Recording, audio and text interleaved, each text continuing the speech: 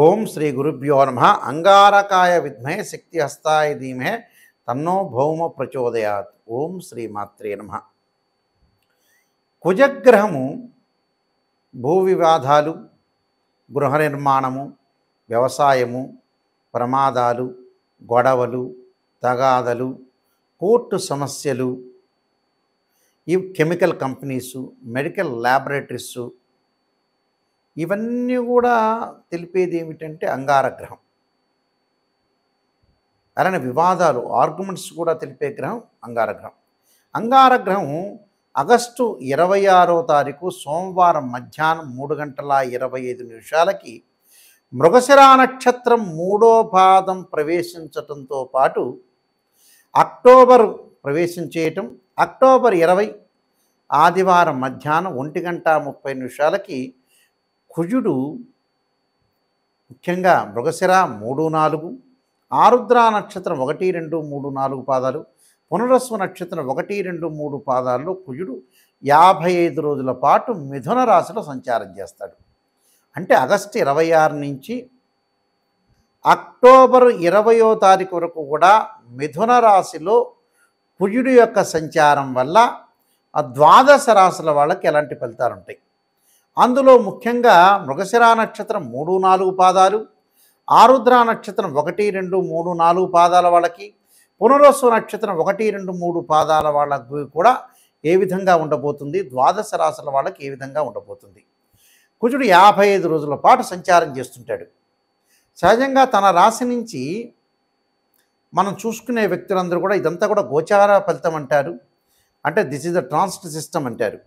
3, 6, 11 స్థానాల్లో ఉంటే కుజుడు మంచివాడు, మిగతా స్థానాల్లో ఉంటే మిశ్రమైన ఫలితాలు జరిగే అవకాశాలు, చెడు ఫలితాలు జరిగే అవకాశం అనేది ఒకటి ఉంటుంది.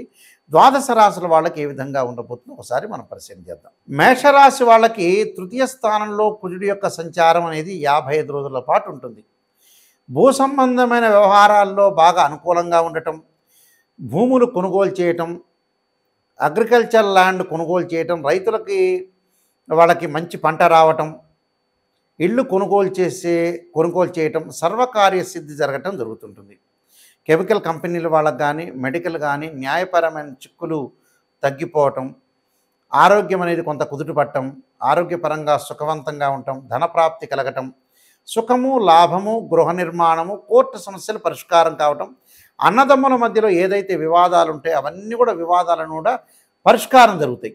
అన్నదమ్ముల మధ్యలో సఖ్యత బాగా పెరుగుతుంది. అంటే అన్నదమ్ముల మధ్యలో అనుబంధం కూడా చాలా ఇంపార్టెంటే కాబట్టి కోర్టు సమస్యలు, పిత్రార్జితం వచ్చే అవకాశం ఉండటం, అంటే ఏదైతే గతంలో తాత ముత్తాతలు తండ్రి యొక్క ఆస్తిపాస్తులు ఉన్నాయో అవన్నీ వీళ్ళకి లభించటం, సుఖప్రాప్తి, ఆ సువర్ణ లాభం అంటే బంగారు ఆభరణాలు కొనటం, బంగారం వీళ్ళకి ఇవ్వటం, ఇష్టకార్య సిద్ధి, నూతన వస్త్రప్రాప్తి అంటే నూతన వస్త్రాలు కొనుగోలు చేయటం, ధనలాభం, ఆరోగ్యము, ఇష్టకార్య సిద్ధి అంటే అనుకున్న పనులన్నీ కూడా నెరవేరటం, సుఖము, వ్యవసాయం రైతులకు అనుకూలంగా ఉంటుంది. అంటే వ్యవసాయ పరంగా రైతులకు అనుకూలంగా ఉండటమే కాకుండా వీళ్ళకి రుణ బాధలు తొలగిపోతుంటాయి. ధనపరంగా ఇబ్బందులు లేకపోవటం, ఉద్యోగపరంగా ప్రమోషన్లు రావటం, అలానే రియల్ ఎస్టేట్ రంగం వాళ్ళకు కానీ, కెమికల్ రంగం వాళ్ళకు కానీ, న్యాయవాదులకు కానీ, మెడికల్ ల్యాబొరేటరీస్ వాళ్ళకి కానీ, స్కానింగ్ సెంటర్ వాళ్ళకి వీళ్ళకి మంచి ఫలితాలు జరుగుతాయి. అంటే శుభ ఫలితాలు జరగటం, శుభ కార్యక్రమాల్లో పాల్గొనటం, ధార్మిక కార్యక్రమాల్లో పాల్గొనే అవకాశాలు, రుణాలు లభించటం, ఇల్లు కన్స్ట్రక్షన్ చేయటం, బ్యాంకు లోన్లు రావటం, విదేశాలకు వెళ్ళే అవకాశాలు ఎక్కువగా ఉంటాయి. విద్యార్థులకు కూడా అధిక శ్రద్ధతో వీళ్ళు చదివే అవకాశం అనేది ఒకటి ఉంటుంది. అలానే ప్రతి రంగంలో కూడా వీళ్ళు ఇష్టకామ్య సిద్ధ్యరస్తు అంటారు. అంటే వాళ్ళు ఏదైతే కామ్యం ఉంటుందో ఆ కామ్యం వాళ్ళు అనుకున్న కోరికలను నెరవేరుతాయి. కాబట్టి ఆస్తులు కూడా బాగా పెరుగుతాయి. ఇళ్ళు కొనుగోలు చేస్తారు డబ్బు పెట్టి. ఆస్తులు కొనుగోలు చేయటం అంటే ఏమిటి? ఏదైనా ఒక ప్రాపర్టీ ఉంటుంది, మన దగ్గర డబ్బు ఉంటుంది, ఆ డబ్బును పెట్టి ఆ ప్రాపర్టీ మనం కొనుక్కుంటాం. కొనుక్కోవటం కూడా చాలా మంచిదే కదా. అంటే ఇవన్నీ వాళ్ళకి జరుగుతూ ఉంటాయి, లాభం జరుగుతూ ఉంటుంది. నూతన వస్త్రాలు కొనుగోలు చేస్తారు, ఒక ఇంటి మీద మరొక ఇంటిని నిర్మించటం, వ్యవసాయ భూమి కొనుగోలు, విదేశాలకు ప్రయాణాలు చేయటం. ప్రయాణం చేసేటప్పుడు కూడా లాభాలు కలుగుతాయి వీళ్ళకి. ఎవరో ఒక ట్రైన్లో కానీ, మనం బస్సులో కానీ వెళ్తుంటాం, లేదా కారులో వెళ్తుంటాం, ఒక హోటల్లో ఆగుతారు, రకరకాలుగా వాళ్ళలో ఒక మంచి వ్యక్తుల ద్వారా కూడా పరిచయాలు బాగా పెరుగుతాయి. ఆ పరిచయం అనేది నూతన వ్యాపారానికి దారితీస్తుంది. నూతన వ్యాపారాల్లో పెట్టుబడులు పెడతారు. ఉద్యోగస్తులకు కూడా అధికారుల యొక్క వాళ్ళకి ఏదైతే మన్ననలు లభించటం, తోటి సహచరుల యొక్క సపోర్టు, బంధుమిత్రుల యొక్క సపోర్టు, శత్రువులు దూరంగా వెళ్ళిపోతారు. అంటే ఇవన్నీ కూడా వాళ్ళకి జరుగుతాయి. కాబట్టి మేషరాశి వాళ్ళకి రైతులకు కానీ సుఖపట్టం, స్త్రీ సౌఖ్యం జరిగే అవకాశాలు ఎక్కువగా ఉంటాయి. కాబట్టి ఇవన్నీ కూడా వాళ్ళకి మంచి విషయాలు జరిగే అవకాశాలే ఎక్కువగా ఉంటాయి. అనూహ్యంగా ధనప్రాప్తి కలుగుతుంది. అంటే అనూహ్యంగా అంటే ఏదో రకంగా మొండి బాకీలు వాడివ్వడు అనుకున్న వ్యక్తులు కూడా వీళ్ళకి ఇచ్చే అవకాశాలు ఉంటాయి. కోర్టు ద్వారా సమస్యలు, వాళ్ళకి ఏదైతే వివాదాలు కానీ, భూ సంబంధమైన విషయాలు కానీ, భార్యాభర్తలు కానీ ఇలాంటి వివాదాలన్నీ కూడా తగ్గిపోతాయి. శీఘ్రంగా వివాహం కావటం, మంచి సంబంధాలు వచ్చే అవకాశాలు ఎక్కువగా ఉంటాయి.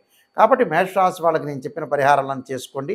వీళ్ళకి మంచి సుఫలితాలు జరిగే అవకాశం ఒకటి ఉంటుంది. ఈ రాశి వాళ్ళందరూ కూడా అంగారకుడి యొక్క అనుగ్రహాన్ని మనం ఎప్పుడూ కూడా పొందాలంటే కొన్ని మార్గాలు ఉన్నాయి. వేదాల్లో చెప్పినట్టుగా అంగారకుడి యొక్క జపం చేసుకోవాలి.